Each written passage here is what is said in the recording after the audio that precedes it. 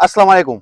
आज 22 फरवरी बरोज़े इतवार है। नाज़रीन, आज बहुत अहम खबरें हैं जो आपके साथ शेयर करनी है और कुछ बड़े बड़े इंकशाफात हुए हैं और इंकशाफात अलीमा खान साहिबा के हवाले से हुए हैं और उनके साथ साथ जो है वज़ीर आला के हवाले से, सोहेल अफरीदी के हवाले से बहुत बड़े दावे किए गए हैं। और आजकल आप लोगों को नज़र आ रहा होगा कि इस वक्त पाकिस्तान तहरीक इंसाफ बहुत ही मुख्तलिफ किस्म के दड़ों में जो है वो तकसीम हो चुकी है और वो सारी खबरें आप लोगों के साथ हम शेयर भी करते हैं।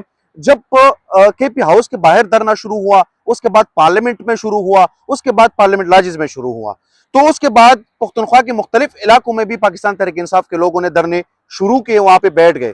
उसके बाद हुक्म आया पिशावर हाई कोर्ट का कि ये जो सड़कें जिस तरह बंद की गई है इसको खत्म करें, ये धरने को। उसके बाद सोहेल अफरीदी ने कहा कि हम अदालतों के अहकामात को मानते हैं, हम उनकी इज्जत करते हैं, इसलिए हमने धरने खत्म किए। उस पर एक पॉइंट ऑफ व्यू ये भी था कि आप धरने अगर खत्म नहीं भी करते, आप उसके हवाले से ये स्टेटमेंट दे देते हैं कि हम धरने खत्म नहीं कर रहे हैं, ये हमारा जमहूरी और आईनी हक है, लेकिन हम यहाँ पर बैठ के पुरअमन तरीके से अपना धरना जो है वो जारी रखेंगे। खैर, वो जब खत्म हुआ और ये सारे जितने भी धरने थे वो जब खत्म हुए, उसके बाद शकरगढ़ का जो इलाका है उसमें खुरम जिशान, जो पाकिस्तान तहरीक इंसाफ के एक दीरीना वर्कर है, सेनेटर भी है, उन्होंने अपना धरना जो है वो जारी रखा और अभी तक उनका धरना जो है वो जारी है। और उनका कहना है कि मुझे 5000 के तादाद में वर्कर्स चाहिए जो मेरे साथ इस धरने में शरीक हो, तो हम अगला अमल का ऐलान भी कर लेंगे और हम बहुत कुछ अचीव भी कर सकते हैं। आज उनका एक स्टेटमेंट आया है, वो बड़ा इंपॉर्टेंट है। उन्होंने लिखा है कि क्या इमरान खान ने नहीं कहा था कि आखिरी हल सड़कों पर है? क्या इमरान खान ने नहीं कहा था कि मुझे आइसोलेट किया गया तो सूबा बंद करना है? क्या किसी को कोई शर्म है जिस लीडर ने गलियों सड़कों से उठाकर ऐवानों तक पहुंचा दिया, उसके अहकामात से किनारा कशी की हर बेहुदा तराकीब इस्तेमाल कर रहे हो? मौत पलटी है हकीकी मज़ाहिमत से। अब इसमें खुरम जिशान साहब जो है वो बेसिकली तनकीद कर रहे हैं अपने पाकिस्तान तहरीक इंसाफ के लोगों पर ही। जो इस वक्त के वज़ीर आला पुख्तनख्वा के सोहेल अफरीदी, जिस तरह मैंने पहले भी आप लोगों को कहा था कि वो इस धरने के दौरान जो केपी हाउस के बाहर धरना था और बाहर पुलिस खड़ी थी, कोई बंदा बाहर नहीं आ सकता था और बाहर का अगर कोई बंदा था वो अंदर नहीं जा सकता था, तो उनके चेहरे पे, वैसे हम देखते हैं तो उनके चेहरे पे बड़ी मुस्कुराहट नजर आती है, लेकिन उन दिनों में हमने उनके चेहरे पे कोई मुस्कुराहट नहीं देखी। और अली अमीन गड्डापुर भी वहां पे मौजूद थे। खैर, और उस पर भी आता हूं कि जो दावे हुए हैं वो भी आप लोगों के साथ शेयर करनी है। लेकिन खुरम जिशान साहब जो है वो इस वक्त इन तमाम यंग लोगों की बात कर रहे हैं जो इस वक्त ऐवानों में मौजूद है, चाहे वो सोहेल अफरीदी साहब हो, चाहे वो बैरिस्टर गौहर साहब हो, चाहे वो इनके बाकी जितने भी पाकिस्तान तहरीक इंसाफ के लोग हैं, उन तमाम लोगों की वो बात कर रहे हैं कि ये सारे लोग जो है ऐवानों तक इनको इमरान खान ने पहुंचाया, लेकिन अभी ये लोग जो है उनके लिए सड़कों पे नहीं निकल रहे हैं। और शफीजान साहब का भी अभी थोड़ी देर पहले एक स्टेटमेंट आया है कि ईद के बाद जो है हमारा जो स्ट्रीट मूवमेंट है वो एक नई रूह उसको मिलेगी और हम और तरीके से जो है बाहर निकलेंगे। और उन पे लोग तनकीद बेसिकली इस वक्त ये कर रहे हैं कि आप लोग इस वक्त क्यों नहीं निकल रहे हैं, रमजान से या रमजान के महीने से आप लोगों को क्या इशू है?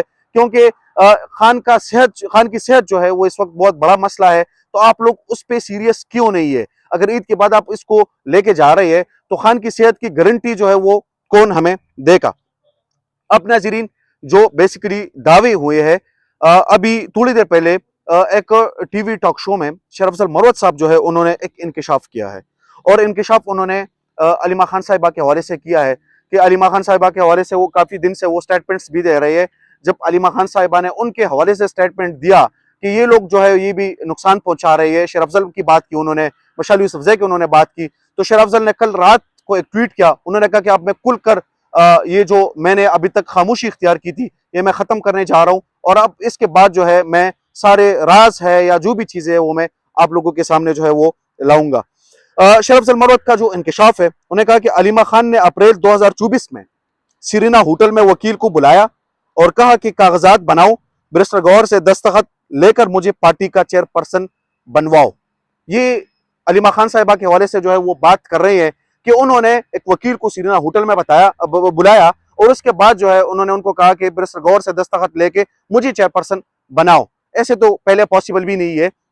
इस वक्त बैरिस्टर गौहर जो है वो जिस तरह चेयरमैन है और वो इलेक्शन कमीशन पाकिस्तान का भी इसमें इशू आता है, तो वो बेसिकली हट नहीं सकते अपने ओहदे से। तो इसे अलीमा खान साहिबा के हवाले से शेर अफजल मरवत साहब ने जो इंकशाफात किए हैं, और उन्होंने जैसे कहा कि सीरीना होटल में एक वकील को बुलाया और उसके बाद ये सब कुछ हुआ। खैर उसके बाद अलीमा खान साहिबा के हवाले से एक और इंकशाफ जो है, एक मारूफ टीवी एंकर है मुनीफ फारूक साहब, उन्होंने भी एक इंकशाफ किया। उन्होंने कहा है कि मुनीफ फारूक अलीमा खान साहिबा जो है उनकी गिरफ्तारी का फैसला हो चुका है और गिरफ्तारी जो है वो करीब नजर आ रही है। उन्होंने उनकी गिरफ्तारी की भी इसमें बात जो है वो की है। इसके बाद नाजरीन सोहेल वड़ाइच साहब जो है उन्होंने एक स्टेटमेंट दिया है और वो भी बहुत ज्यादा इंपॉर्टेंट है क्योंकि वो अली अमीन गंडापुर साहब के हवाले से लिंक होता है, क्योंकि अली अमीन गंडापुर साहब जैसे केपी हाउस के सामने आए थे और जिस तरह उन्होंने इंटरव्यूज दिए तो उसके साथ ही उसको लिंक करेंगे कि सोहेल वड़ाइच साहब ने उनके हवाले से जो स्टेटमेंट दिया है, उन्हें कहा कि जब गंडापुर डील करके जेल गए तो खान साहब ने अली अमीन गंडापुर को बहुत डांटा, बल्कि उन्हें मारने की कोशिश की या उनके पीछे भागे। इस हद तक मतलब वो कह रहे हैं कि बात जो है वो पहुंच गई थी। नाज़रीन लास्ट में आखिरी जब जो शरफजर मरवत साहब है उन्होंने एक और भी दावा किया है। उन्होंने कहा कि मार्च में सुहेल अफरीदी को अपने मनसब से वजारत आला से हटाया जाएगा। अब देखते हैं कि वो कैसे जो है सुहेल अफरीदी साहब जो है उनको हटा लेते हैं। उसके बाद पाकिस्तान तहरीक इंसाफ का फैसला क्या होता है या इमरान खान से मुलाकात होती है, वो क्या डायरेक्शन जो है वो देंगे, लेकिन अभी तक कुछ नहीं बताया जा सकता। उसकी वजह यह है कि इमरान खान साहब से इस वक्त किसी की मुलाकात नहीं हो रही, लेकिन अगर कोई मुलाकात हो जाएगी तो ये जितनी भी कंफ्यूजन इस वक्त पाकिस्तान तहरीक इंसाफ के अंदर चल रही है तो ये सारी चीजें जो है वो क्लियर हो जाएगी। अभी तक पाकिस्तान तहरीक इंसाफ ने कोई एहतजाज के हवाले से या कोई धरने के हवाले से भी कोई ऐसे लाएमल के हवाले से ऐलान नहीं किया। मीटिंग्स वगैरह भी हो रही है, पार्लिमानी कमेटी की भी मीटिंग्स हो रही है, पाकिस्तान तहरीक इंसाफ की मीटिंग्स हो रही है, सोहेल अफरीदी साहब भी वहां पे, बल्कि शफी जान ने एक और भी स्टेटमेंट दिया। मुझे याद है कि उन्होंने कहा कि हमें किसी पार्टी की जरूरत नहीं है कि जिस तरह उन्होंने रिहाई फोर्स